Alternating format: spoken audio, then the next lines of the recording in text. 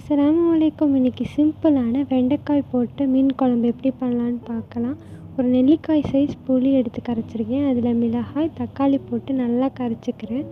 இப்போது மீன் குழம்பு மசாலா ஆட் பண்ணியிருக்கேன்.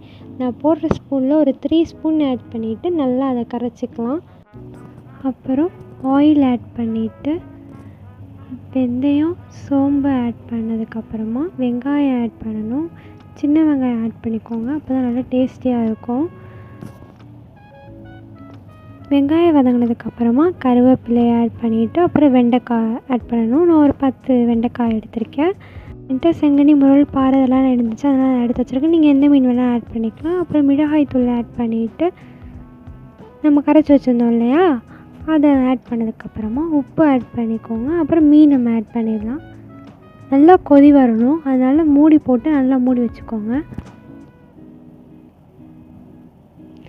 இப்போ நான் சிம்பிளாக எப்படி ஃபிஷ் ஃப்ரை பண்ணுவேன்னு சொல்கிறேன். கொஞ்சோண்டு மஞ்சத்தூள், கொஞ்சம் மிளகாய்த்தூள், அப்புறம் உப்பு, அவ்வளோதான். அதை அப்படியே போட்டு கொஞ்சம் தண்ணி ஆட் பண்ணிட்டு பிசைஞ்சு வச்சுருவேன், அவ்வளோதான். இதை அப்படியே சஹருக்கு பொரித்து சாப்பிட்டுக்கலாம். அப்புறம் ஃபியூ மினிட்ஸ் கழித்து ஓப்பன் பண்ணி பார்த்தீங்கன்னா நல்லா மீன் குழம்பு ரெடியாக இருக்கும். அப்புறம் உங்களுக்கு தேவையான அளவுக்கு உப்பு பத்தலைன்னா ஆட் பண்ணிக்கோங்க.